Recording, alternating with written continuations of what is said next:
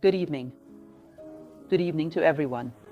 Today, then, we will continue our series on this book which, as I always explain, and I apologize once again to those who have been coming regularly, but since each lecture stands on its own, I always need to explain a bit about the purpose of this series.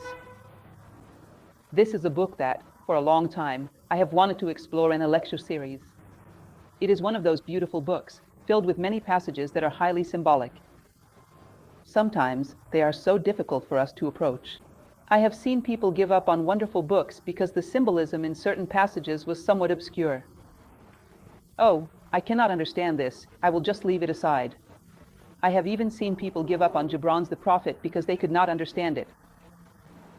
And I created that series of lectures on all the chapters of the Prophet precisely to offer an opportunity to bring the Prophet into three dimensions, to give it a philosophical depth, an understanding that goes beyond simply the beauty of its words. Sri Ram is not a poet, he is a philosopher from the last century. However, he sometimes writes with such beauty, with such poetry, with such profound symbolism, that his work truly deserves a philosophical approach so that we can unfold the meaning of each word. He will speak a bit in this chapter. Chapter 3, which we will discuss today, is about the freedom of opposites. We are working with the book Seeking Wisdom, just to remind you, Chapter 3. He will speak about what is known as the middle path, which is one of the most recurring elements in ancient traditions, whether from the East or the West. You will find this idea, sometimes under different names, but always present in traditional philosophy, both Eastern and Western. He will specifically mention the passage from the Dhammapada, in which Buddha, Siddhartha Gautama, speaks about this balance of polarities. Because one of the fundamental things to understand is that the middle path is not simply the exact midpoint between two opposites. Otherwise, you end up becoming a demagogue, doing a little of what each side likes just to please both poles. And that is not a desirable option. In truth, the middle path is like a triangle, where this path is at a higher point, closer to your identity, closer to your discernment, closer to your intelligence. In other words, it is on another plane. It is not on the base level. It is very interesting, because if we refer to another beautiful work as well, how I wish we had enough time in life to hold reading circles for all these books. There is one called the Kybalion, which speaks about the maxims of Hermes Trismegistus, and it addresses precisely this principle that allows us to go beyond the duality of the manifested world, which is known as the law or principle of neutrality, to leap to the next step, to a higher level.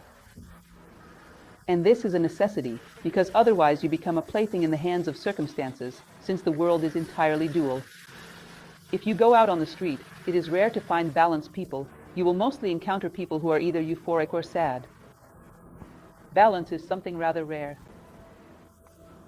Extremes are present all the time. It is either a bit too hot or a bit too cold. People are either too much upset or too euphoric. I don't know, either I have a lot of energy or very little energy. Balance is something that is very difficult to find. How do we deal with the dualities of the world?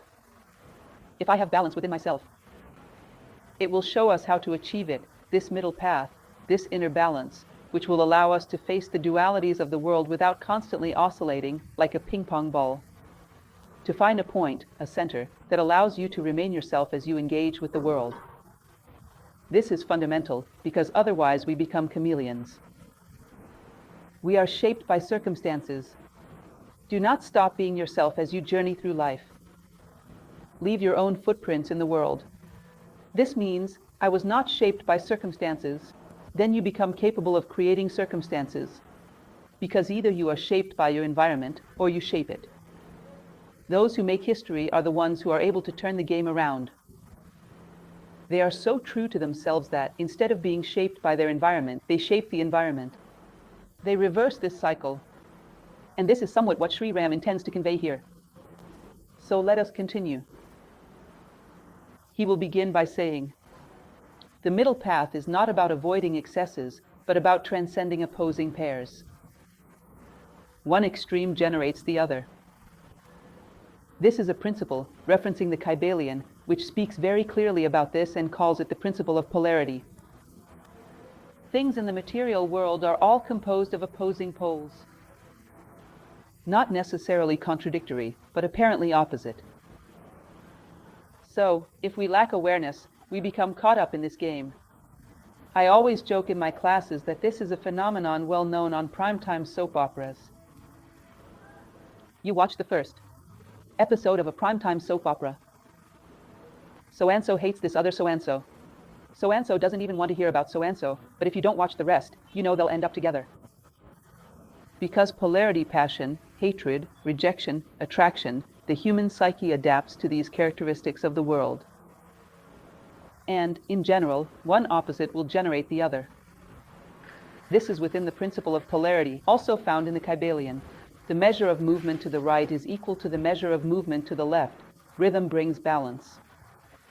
In fact, it is the principle of rhythm that addresses this. In other words, my grandmother used to talk about this. A day of much laughter is the eve of much seriousness. Have you ever heard this saying? That is, a lot of euphoria today, proportionally, means you might have just as much sadness tomorrow. It is an extrapolation over which you have no control. This excess will be balanced out the next day. One generates the other.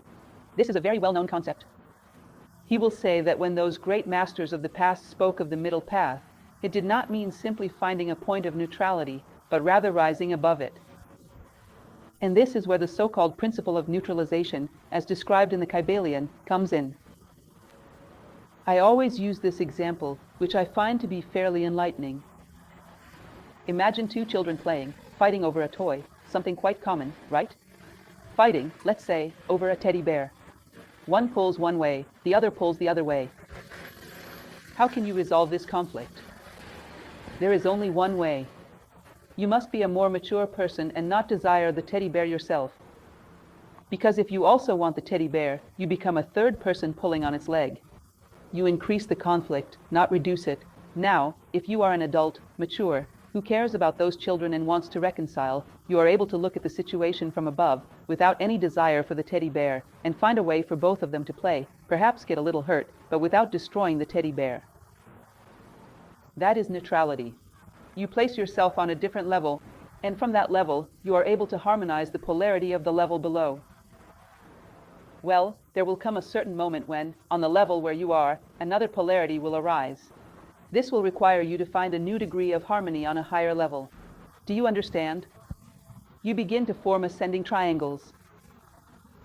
In other words, the solution would be to grow, to find a higher point of consciousness, above that desire which is generating that polarity, above that fragility, that susceptibility. It is generating that polarity. If something got to you, it is because you were on the same level as it was. If something is affecting you, it is because you were on the same level. It is very simple. If I throw a ball at you and it hits you, it is because it was at your height. If it were too high or too low, it would not hit you. The things that affect us, we should place ourselves above them. So he says, the middle path is this, one point of a triangle, which would require a person to grow. There is only one way. For you to overcome dualities, you must place yourself above them. Well, continuing, he goes on to say, there exists in the world a law of action and reaction, alternating opposing forces. A dual and ignorant mind. Action is, more properly, reaction. The spiritual nature stands above duality. This is a continuation of everything we have discussed. The spiritual nature rises above duality. Human beings possess a mind. We spoke a bit about this in the previous class. It functions more or less like a mirror. Either it turns upward and reflects that which is spiritual, unified and balanced, or it turns downward and reflects that which is material, dual, and always fluctuating. In this case, when the mind becomes polarized in the material world, when it turns downward, which is more or less what we see today, the mind becomes a doormat for material desires, for our passions, our ambitions, our vanities, our wounded pride, and so on. It becomes a doormat in the hands of material desires. When this happens, the mind reacts more than it acts. You do not choose what you are going to do, it depends. I had a student who was very funny, because I would ask him, are you coming to the lecture on Saturday? Depends, and I, depends on what? And he, on what comes up. I found that very interesting. What comes up? What do you mean? It is as if he were a feather in the wind. It depends on which way the wind blows. If the wind blows that way, I won't come. If it blows this way, I will come. In a certain way, it is as if you were a slave to the wind, as if you had no will of your own.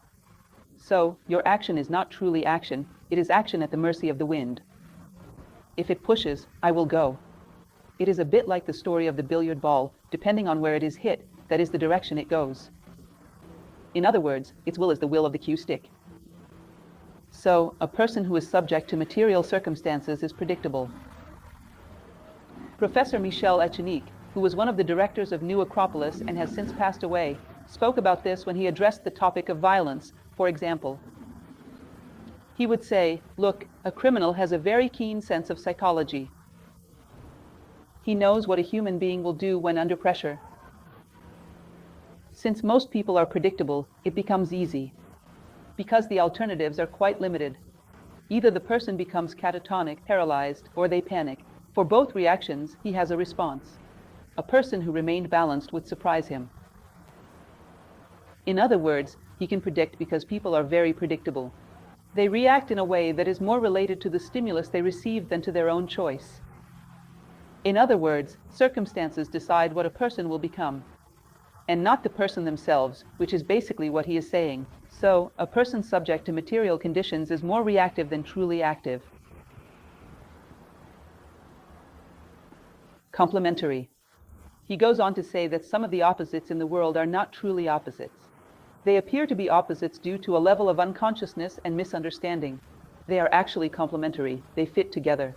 He will talk, for example, about the masculine and the feminine, about spirit and matter. They are only opposed when they are not perceived and harmonized by a spiritual consciousness. For example, strength and gentleness. A person can be strong, courageous, in the face of a delicate situation, let's say, a catastrophe, having the bravery to take the lead and help others. And, at the same time, be extremely delicate and gentle in everyday situations. These two possibilities may seem opposed, but they are not. They are perfectly compatible. Here is the point. Imagine that you have a mind awakened enough to look toward the spiritual plane, to receive its attributes, and to look toward the material plane and meet its needs. You possess qualities from both worlds, you build a bridge. So, a person can be extremely active in certain situations and very patient in others, within the same individual. Plato said, in the Republic, that a philosopher had to be like this. It is a personality that is difficult to achieve, because it reconciles things that, at first glance, seem irreconcilable within a human being. He said that the philosopher is courageous, spirited for battle if necessary, but when it comes to knowledge, he is enthusiastic. In other words, he brings together a theoretical aspect, a vision of ideas, with a practical, active, and willing disposition. He said that, normally, what you will observe is that people who are spirited and energetic in practical situations tend to be lethargic when it comes to knowledge.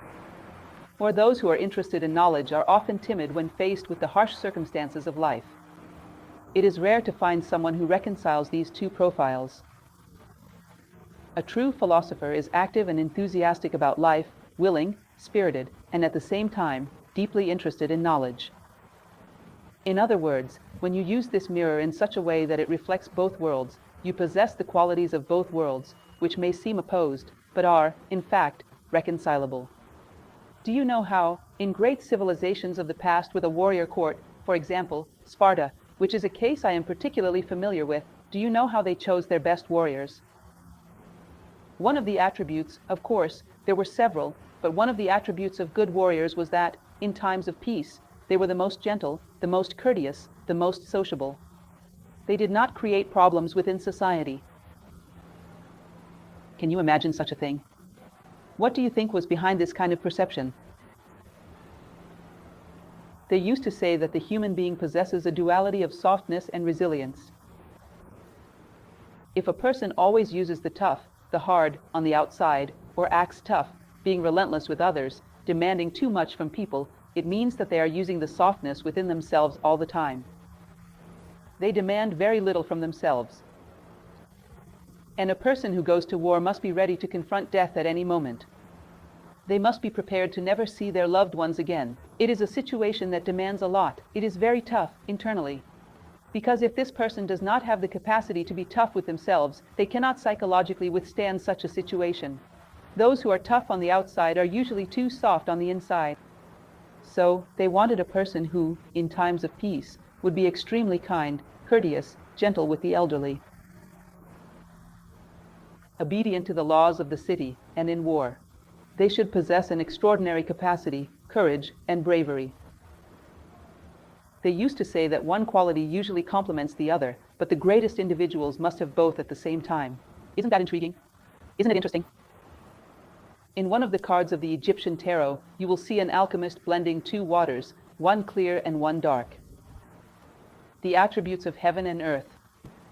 The attributes of spirit and matter. The true sage possesses this ability.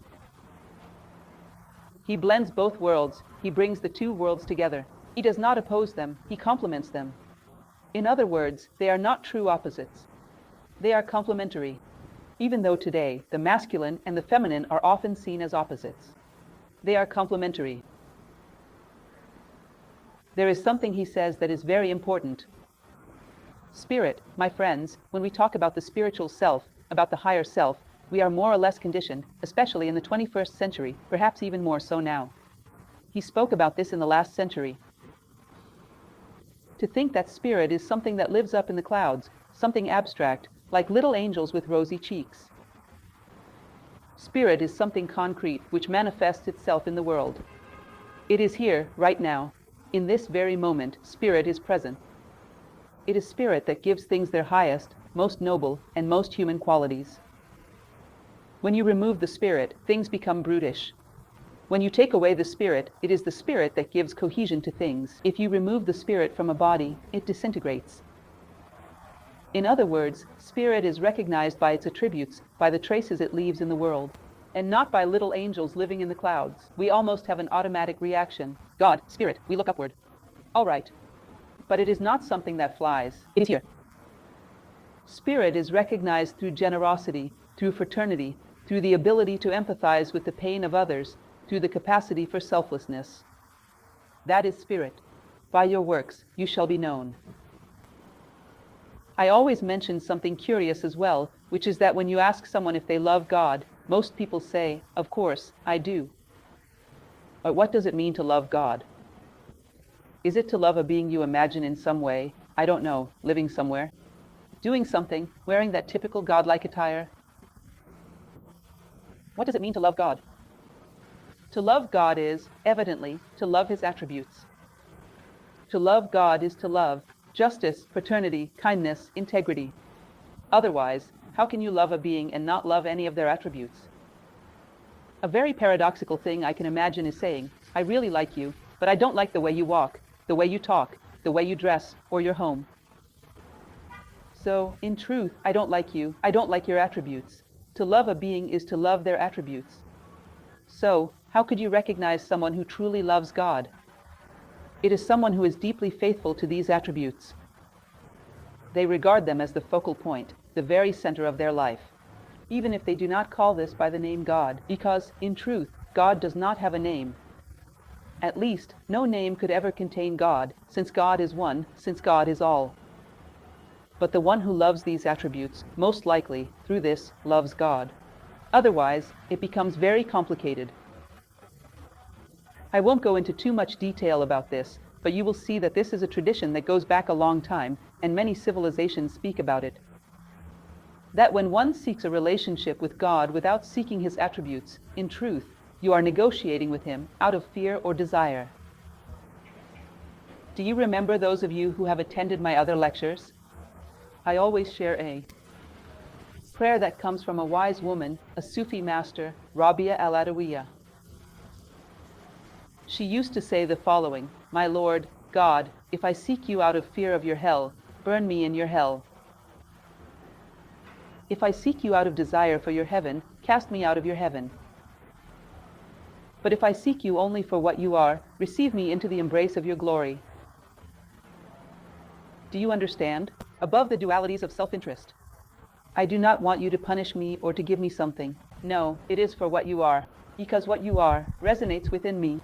Justice, fraternity, that what you are resonates within me, and I love you for that. Because I am that as well.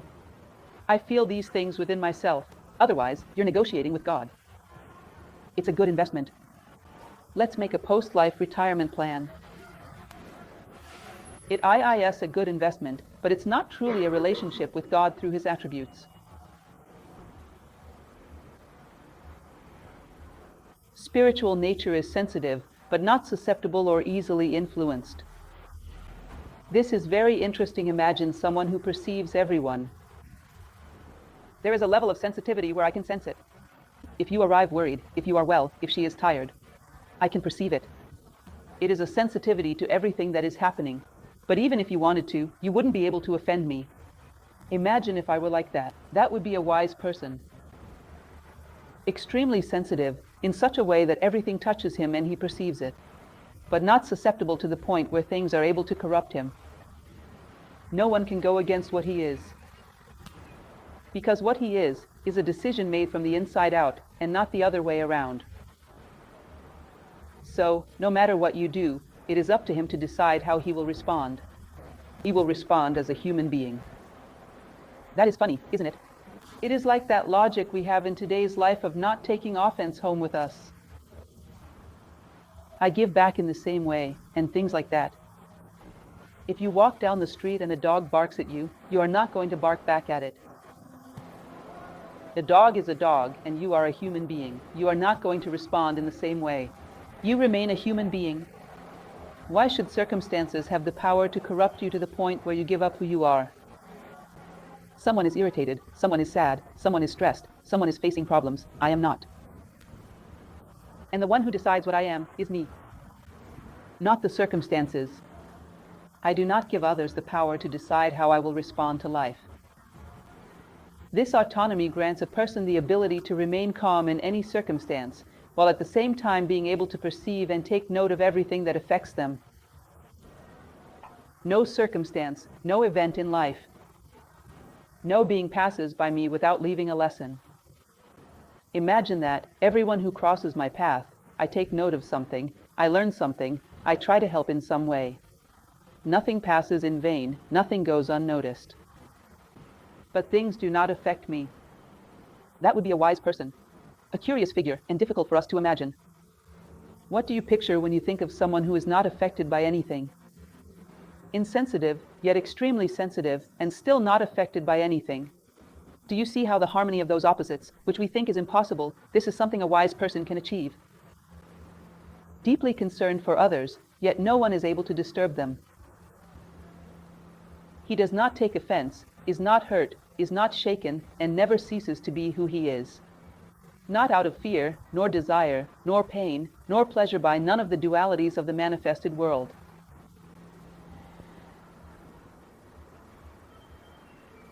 Actions arise from intelligence and will, not from pressure or flattery. This strongly reminds us of both Plato and Aristotle. Both speak about this. Plato has a concept, which is the concept of courage, fantastic, once again, from the dialogue The Republic. He says that courage is to maintain clarity, the dominion of reason, in the face of extreme situations, of fear and desire, of pain and pleasure. These are usually the situations that most corrupt us. In the face of fear, you panic and already. You lose your head, you don't know who you are, you no longer answer for yourself. These are expressions we use, and sometimes we even use them with pride, without seeing them as a sign of weakness. Or, when faced with the pleasure of something you like, or something you desire too much, you also lose your head, you no longer answer for yourself. So, who answers for you then? No one. In that case, you are irresponsible, you do not answer for yourself. In other words, you leave the command cabin and let yourself be swept away by circumstances. It is this duality that makes human beings weak. Plato will say that, from this point on, any decision a person makes is a courageous one. As long as he has not left his center, he has not given up on himself. When he responds to circumstances outside of himself, just this act of being outside himself already means he is a coward. He said that many of those we consider courageous are actually just impulsive, who threw himself headfirst into situations that did not require it. And that was not even the right way to approach them. Yet society considers such a person courageous, an impulsive person, sometimes even foolish, who wastes opportunities and his own life for nothing. So, this is the situation of a balanced person, someone who possesses wisdom. Every action comes from intelligence and will. There is a conscious decision, so that if you were to pause the scene and ask on what principle that action is based, he would be able to explain it to you. It is a decision that comes from within, from who he truly is. I am so and so, and I always recommend this exercise to my students. It is interesting, from time to time, to take a sheet of paper and write for yourself a hyper-philosophical resume. Who am I? What are my attributes? How do I respond to life? How do I believe one should respond to life? Because the pressure of circumstances is very strong. And sometimes we lose ourselves in the midst of what we are not. Society tells us what we should be. As I always say, this is a loss of intelligence. Intelligence comes from intelligere, to choose from within. It is about finding yourself amid all that you are not. So, he knows who he is and always responds from that place. Thoughts and feelings that come from within. Solitude, but not isolation, can reach the inner nature of another person. A genuine connection. In other words, because he is deep, he can connect with the depth of another and establish a real relationship. This is something interesting for us to notice. A part of humanity is very superficial in relation to itself. What kind of relationships do we actually establish? Is it passion or rejection? A desire or aversion? Superficial relationships. It is impossible for someone who is superficial with themselves to be deep in relation to another. And everything they encounter is seen in a superficial way. All of their life experiences are very shallow. Who have you truly been with in your life? Have you ever asked yourself this question? With whom have you truly, deeply connected? Which relationships have established a presence so constant that both people were inspired to go upward? From that relationship onward, with whom have you been, and even more, where have you truly been? Those who have traveled, who enjoy traveling, know that it is truly an enriching pursuit. Whenever I travel, I have to ask myself this question. Well, the way people behave sometimes, it is as if they could be anywhere. They felt the need to cross the world to visit a pyramid in Egypt, only to act in such a superficial manner. Well, where have you truly been, in depth, in such a way that the spirit of that place, the ideas that gave rise to it, created an impact that may have sparked reflection and elevation of consciousness? Where have you truly been? Or did you simply go there to take a photograph? Don't you think so? Isn't it curious? Take Machu Picchu, for example, people climbing up on an altar just to take a photo, to take a selfie. Let's be honest, it's an altar, it's a temple. People carried gigantic stones up a mountain to build that. What are these places giving you? What are you giving to these places? Because a part of you also becomes imprinted there. What are people giving to you? And what are you giving to them? Who have you been with? Where have you been? It is important for us to realize this. If you are superficial, your footprints will not remain anywhere, neither within people nor in places. Because the most beautiful things in the world, in terms of human construction, are the footprints of people who knew how to leave something of themselves imprinted in those places. And we, sometimes, what do we leave behind? The packaging of the things we consume. And sometimes not even that. So, this is very interesting, and he emphasizes this point repeatedly. Solitude is not a bad thing. Isolation, yes. Solitude is being with yourself, so that from there you can truly be with others. Isolation is, on the surface, just skin deep. I am not even with myself, therefore, I am with no one. These are the people who are the most needy and, at the same time, the most, let's say, volatile, the most fickle, who cannot hold on to anything, nothing satisfies them. A single thing would satisfy them, if only they were capable of depth. A single mystery, a single place, the mystery of just one human being would be enough to fulfill another soul, if we were able to truly penetrate the soul of another. You walk through a crowd and nothing satisfies you. This is what we call superficiality. The nature of a pure mind and heart responds to the slightest vibration without the least resistance. Everything passes through it and does not wound it. In other words, it is tremendously flexible in its ability to perceive everything around it. There is an Indian classic, which, personally, I am very fond of. I am always talking about it. It is an epic called the Ramayana. It is a collection of stories, each one more marvelous than the last. There is a passage from this epic, the Ramayana, that is very interesting. There was a king of the forest named Guha. He was a wild man, wild in quotation marks, but with great wisdom. He had such a deep connection with nature that he understood the language of nature, of animals, and of the four elements. One day, he was talking with a prince, called Lakshmana. And he said to this prince, "Look, once I heard the ocean speaking with the rivers." And the ocean said, "You have already brought me bamboo reeds. You have brought me tree trunks that claimed they would never break, and yet they broke. You have brought me all sorts of things, but none of them ever truly reached me.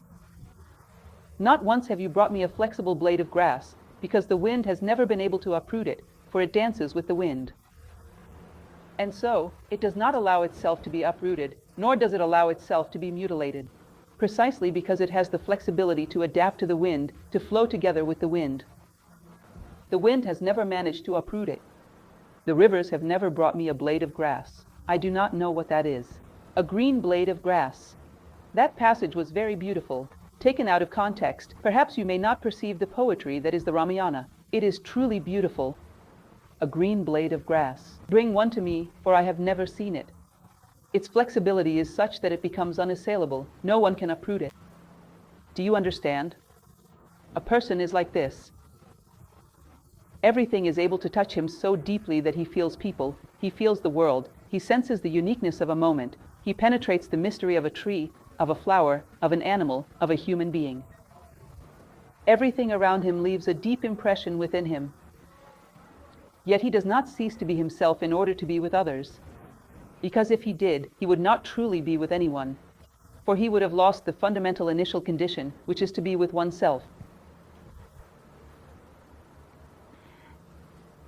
Offense. What is an offense that is done to us? It is the small self that resists. He will say something very curious, which is the electric conductor. An electric conductor without resistance is unaffected by any voltage. Spiritual nature is both vulnerable and invulnerable at the same time. So, if there is no resistance in a conductor, it is not affected. The entire system of electricity is precisely built upon resistance. In other words, it is the resistance of the small self that allows others to affect us. He will soon talk about this blessed little self. This tiny drop of organic matter that we have isolated in the world and declared, "I am this." And everything else is the not self. So, the not self must give things to the self. And I cannot take anything from here and give it to the not self. Because whenever others do not wish to fulfill my desires, I feel wounded. In other words, it is a choice to want to be just a part when we could be the whole. A selfish choice, which he calls the small self, the personality. And as I identify with the characteristics of this personality, I become rigid. And by becoming rigid, I am caught. Isn't that interesting? Let me try to share with you a personal experience of mine, which is quite curious. When I started, many years ago, teaching at New Acropolis, I am not going to tell you exactly how many years, but it has been a long time. I found it curious because when you cross the threshold of a door to embody an institution, to embody an idea, to give a class, people couldn't affect me in any way, no matter what they did. However, when I went outside and became Lucia again, people could affect me. That is interesting. It is as if, in a certain way, I would leave Lucia hanging at the door and put on an idea, an ideal. And this ideal is something very flexible, very broad, that does not want to take anything from anyone, that does not claim to possess the truth, and is not rigid. So, this ideal is very flexible, it is very hard for anyone to grasp. Therefore, when I embodied an idea, my resilience to people's behavior was much greater than when I embodied a personal profile. Do you understand this? It is a practical experience that left a deep impression on me. I began to wonder, why do I have to put on this persona when I'm outside? Why don't I continue to embody an idea? And not a name, an address, a phone number, a personality that can be targeted. That is basically what he is saying. We take offense because we identify with a particular accident of nature, which is your small self. It is your personality. If we were more open and identified ourselves with attributes, with principles, no one could reach you. What am I? I am a being whose goal is to achieve justice, fraternity, kindness, and unity. Let's take a being here as an example. The external is tremendously flexible. The small self is a shell. It accumulates memories and creates assumptions based on interests, delusions full of contradictions. There is a passage where he talks about a beaver dam in a river. In this same book, he says that the beaver could live throughout the entire river. But do you know what it does? In Brazil, we don't have beavers, so we don't have much experience with this animal. But it has some voracious teeth. It can break a tree trunk. And then it separates a little bit of the river, a small corner, and builds a dam. It gathers a bunch of tree trunks and branches, and sets aside a little corner of the river just for itself. Then it lives in that little spot, all muddy and full of leaves, because it says, "This is mine." The rest of the river, no. I need to set boundaries and claim a small piece, even though I could have the whole thing. He says, we live with a beaver dam psychology. A little bit of organic matter that lives, I don't know, maybe 70 years. Just this here that is me. And all my effort will go into making everyone believe that this here is special. All my energy will be invested in that. Obviously, no one can make something so small truly that special. The people who became special did so because they worked for things much greater than themselves. It was because they worked for causes much greater than their own selfish interests. These are the ones who made history. These are the ones who made a difference. So, this fixation that keeps accumulating, just like a beaver gathers branches and leaves, we will collect memories within this little space. This here is the small self. These things that happened to me. These are mine. These traumatized me. These I desire. These I do not. And it judges the world from that perspective. From this peripheral element, as Jung would say. It loses the opportunity to be something fluid and much greater. If we were to talk here about Plato, you would see that Plato defines a person by their ideal in life. Who are you? You are that which is on the horizon. You are that which you hold as your ideal in life. You are not a collection of definitions, a name, an address, a phone number, a social security number. You are the goal, the ideal you intend to achieve. This is fluid and always gives you the opportunity to move forward. The state of equilibrium responds the same way to both friend and foe, to both success and failure. It is about accepting what arises and doing what must be done in any circumstance. So, a person who possesses a state of equilibrium is able to apply a principle in any circumstance with justice. When a person acts from the small self, they are no longer able to do this. For example, consider someone who is deeply attached to another person. They are just, in quotation marks, only in matters that affect that person. For instance, a father with his son. If the son makes a mistake, the rules for the son will be very lenient. But the rules for the neighbor's son will be extremely strict. Isn't that so? The rules for those who interest me, who please me, who have something to offer me, are one way. For others, they are different. Why is that? The rules I apply to the world do not come from justice. They come from my personal interests. I never forget, I say this often, these small situations in life teach us a great deal. There was a car accident I witnessed once, where the boy was very young, he had crashed the car, and soon after, his father arrived and said the following, I don't care what happened, my son is right. I was very young at that time, still in university. And I saw that scene. The father got out of the car saying that, I do not care what happened, I am on my son's side, my son is right. And I kept thinking, does he really believe he did the right thing for that boy? Wouldn't it have been better to get out of the car and say, I don't care what happened, I am on the side of justice? If he wanted his son to grow as a human being. Isn't that so? But where did the focal point for judging the world come from? His personality with his children, his desires, his things, his possessions, everything related to this personality is considered true. So it doesn't matter to me what happened. My son is right because he is mine. Do you understand? It is the small self that is judging the world. It does not matter to me what happened. I am on the side of justice. Where is the focus of consciousness? On principles, on values. And this is the focus that organizes the world. And it was the best he could even do for this child. It is the best example he could have. So, the focus of consciousness, the way one acts in the world, will make the difference in the sum, both in our own lives and in the lives of those around us. To make a difference or not. A mind and emotions that are barely conscious. Polarized reactions. Facing adversity. As I was telling you, when a person is approached by a criminal, they already know they will do one of two things, either freeze or become hysterical. The reactions are predictable. You are not able to maintain self-control and offer an intelligent response to the circumstances. Once, I was also told a story about a person who went to the newsstand every day. He would greet the newsstand vendor, but the vendor would treat him poorly and was always in a bad mood. Sometimes, there are people like this in our lives who are even a bit of a local character, who are eternally in a bad temper. And the next day, this person would go there again and be kind once more, and the newsstand vendor would respond grumpily again. Then, suddenly, a neighbor asked, why do you always treat this person well? He is always in a bad mood and rude to you. I won't give him the right to decide how I treat people. He made his choice for himself, but not for me. I won't delegate to him the right to decide how I treat others. That comes from me, from my own principles.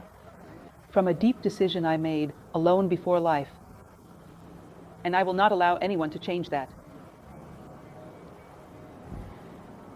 So, the mind and emotions that are not very conscious will generate these polarized, predictable, and mechanical reactions. The spiritual nature does not react. It acts with equanimity, whether faced with the simple or the complex, the real or the unreal. In other words, the spiritual nature is capable of making decisions, not based on circumstances, but from within itself. That is why, at times, the decision of a wise person is surprising, because it does not arise from what everyone usually does in these circumstances. This is a profound decision based on intelligence, will, and love. Plato has a book, one of his dialogues, which he calls The Statesman, where he says the following: imagine that you receive a medical prescription. I am a doctor and I have written a prescription for you. Then I decide to travel for 3 months and I ask you to keep taking this prescription. In 3 months, or less in fact, I return in 2 months. I come back to you and say, look, you are much better now, you no longer need this prescription. He says, no, but this is a rule that I have to follow for 3 months. You cannot change it. I say, that would be ridiculous. I am the one who created the rule, because I saw your health condition, so am able to change it. Who is it that is rigid in applying the rule? It is the one who does not know why it was created, does not see. There is no possibility of changing it, you understand? So, you would end up taking this prescription forever. Why? Because you don't know where this prescription came from. There is no intelligence. There is not enough depth to understand which universal principles were applied in that case. In other words, what this person does is simply inertia, following what has always been done and what everyone else does. It does not come from an intelligent and personal decision grounded in universal principles. Because this person lacks that depth, they do not see. So, one thing would be the doctor, and another would be the one who merely repeats the prescription. Most of the time in life, what are we, really? When it comes to our human beliefs, our values, our political, religious, and artistic convictions. Are we doctors, or are we simply repeating prescriptions? Have you ever stopped to think about this? Generally, we are prescription repeaters.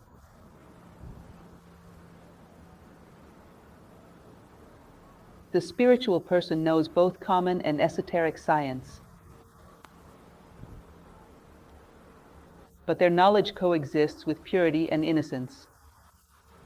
They understand both good and evil within human nature, yet they love humanity and act with benevolence.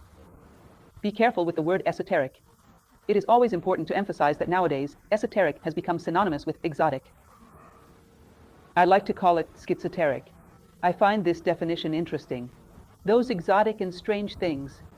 The way Sri Ram uses the word esoteric refers to what is internal, profound, that exoteric with an X. That is what is external, superficial. The esoteric is what is deep. It is the one who knows the essence of things, and not simply their appearance, not just the mechanical nature of the phenomena that things produce. This person who deeply understands things is, in general, humble, pure, innocent, and able to converse with a child without pretense or putting on airs. There is a principle that says the wise person, the wiser he becomes, the more humble he is. The merely arrogant person, the more knowledge he acquires, the more arrogant he becomes. The wise person is always more humble. In other words, the deeper his knowledge, the purer and more innocent he becomes, always willing to learn, even with a child. Open to life, open to the new.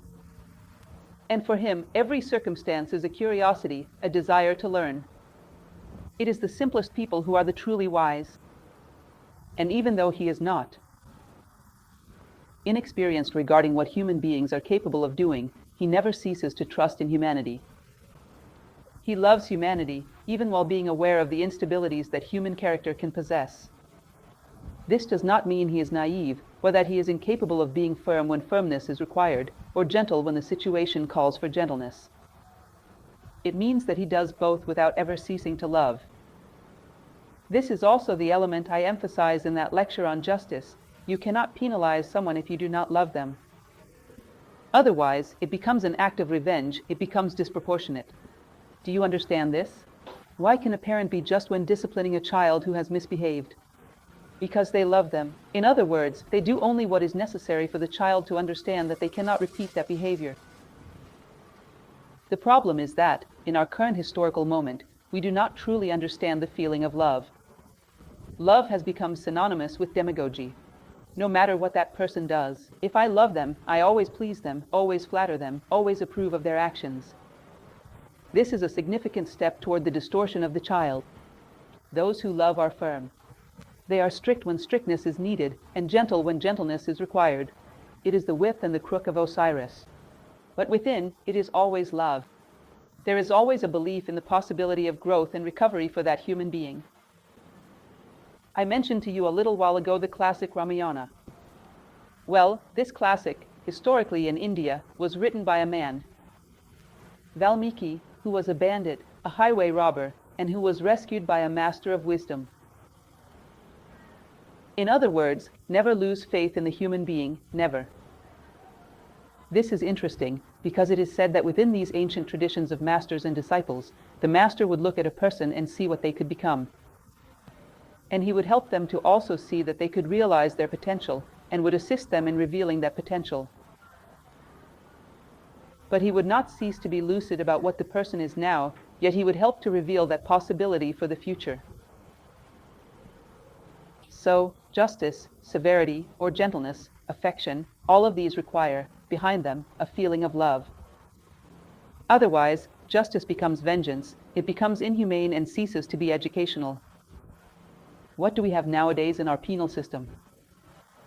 A collective vengeance against a handful of offenders who have been chosen to embody, as scapegoats, all the evils of humanity. And it offers no possibility of rehabilitation. This is the kind of justice that is exercised without love. It does not rehabilitate anyone at all. Love is the response to inner beauty, the hidden light within beings. Rejection is the response of the small self. We have a teacher who has a habit of saying a phrase that I find interesting. The more inside, the more outside. When you hear this phrase, it seems like something that makes no sense at all, right?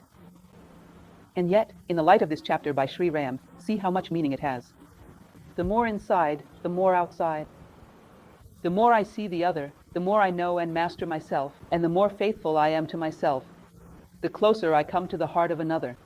When I manage my life from my own heart, I find this truly beautiful. In other words, consider this definition. Love is the response to inner beauty, the hidden light within beings. If you do not touch this inner beauty in another, what you have is not love. It is passion, it is attraction, it is desire. Sometimes it is a need that the other person fulfills. Sometimes I watched a movie that I found very funny. One person asked another, "Why do you think human beings get married?" The other replied with a very intellectual air, "To have a witness to your personal life." I thought to myself, my goodness, what selfishness. It is funny that the film presented this as a great answer, a witness to your personal life. In other words, I want an audience for my mediocrity and I enslave someone to do that. I find it amusing how people can be so careless with their values. Do you really think that a relationship built on such an idea could be called love? Love is a profound perception of the brilliance, the light that exists within the other. And it is an attempt at revelation. I will be with you so that this light may be revealed, so that it may come to the surface. Your love gives me wings, said Gibran. For the millionth time. That's beautiful. Your love gives me wings. So, both rejection and attraction are, consequently, responses of the small self, never of love. From the small self, great feelings do not arise. From the small, only the small emerges. From the great arises. And the great exists within every human being. It is the denial of separateness. Responses arise from truth, from the law that governs life itself. Even the trace left by the smallest actions will be beautiful and harmonious. So, a person whose response, whatever circumstances they may face, comes from this truth, from this law of life itself that shines within them, whatever they do is beautiful. I have already had the opportunity to talk about this with you in other lectures, including those about Sri Ram. If we could film full-time every moment of a wise person's life, everything they do is beautiful. Humble, simple, the actions of daily life, yet everything is beautiful. And you may ask, how is this possible? It is possible. Become gatherers of beauty throughout life, out in the world, and you will see how many beautiful things exist in the simplest situations. I was telling you about a day when I was at a snack bar and an elderly man arrived and said, "My dear, I didn't use this straw or this napkin. Save them, they might be useful for someone else." The effort he made, walking from where he was sitting to the counter to do this, so elderly, was a true work of art. I almost asked to take a picture of it. In other words, it is possible to find beauty in such simple things. At first glance, it was always possible to be beautiful, depending on the intention behind your actions.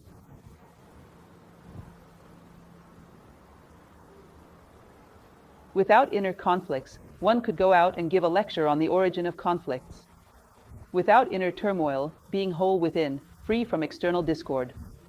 I may face conflicts with external things, but if there is no disharmony within me, they do not disturb my peace. Do you know when conflicts arise? When I am completely polarized in the small self, because the small self is inherently conflicted. There is the voice of your body, which wants to sleep until noon. There is the voice of your energetic self, ambitious, wants to earn money, and seeks vitality. There is the voice of your emotional self, which craves affection, care, and attention. There is the voice of your mind, which is curious and constantly seeks knowledge and understanding.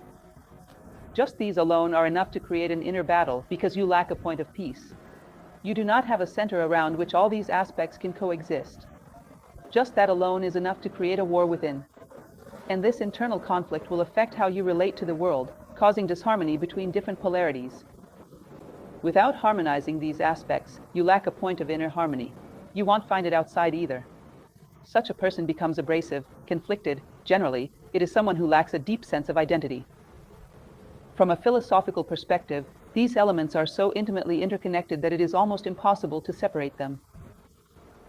An abrasive person does not possess a deeply identified self, one that provides them with a center, serenity, or a point of stability. I remember, perhaps you experienced this in your own childhood, did you? I suppose not. I think no one here is familiar with it. In my time, when I was a child, there was a toy called Bop Bag. It had a weight inside so that no matter what you did to it, it would always stand upright. I remember looking at it and saying, "Mom, I wish I could be like this toy." No matter what happens, it always ends up standing. I thought that was fascinating. I didn't know exactly what I wanted, but the idea was intriguing, that there is something inside, some point, so that whatever is done to it, it always ends up standing. And there must have been a little root of philosophers vibrating before me, saying that this idea is a good one. If it worked, it would be good. Acts in 1,000 ways, as needed, but without losing freedom. Fidelity to oneself. In other words, it is very adaptable. I told you that a wise person does not think they know everything. They are ready to learn. They are ready for what is new. And they never have an identical answer in two different situations because they see the nuances and details of each thing. And they approach circumstances in a very comprehensive way. In such a way that the detailed responses that circumstances require, they will be able to provide. They feel the circumstance in its specificity because they are sensitive, they are attuned to life. They are not entirely focused on their own small personality and its interests. They are oriented toward life. Therefore, they are able to offer a very complete and adapted response to each circumstance. A wise person does not repeat themselves. They are very flexible, and for this reason, it is sometimes so difficult to predict them. And finally, freedom is not incompatible with absolute correctness. This is something we often think. A free person must do whatever they want. In popular terms, it's said, whatever comes to mind. At first glance, a free person would have to do everything they wished. But the first thing they would need to ensure is to know what they truly want. And before that, who are they? Because someone who is nobody wants nothing. They are simply absorbing the passions and tendencies of their environment. The greatest form of slavery is unconsciousness, is living mechanically, is being absorbed into the masses. I want what everyone else wants. In other words, I am being wanted, I am being chosen, I am being lived. Those who do not know who they are do not know what they want, and therefore cannot do what they want.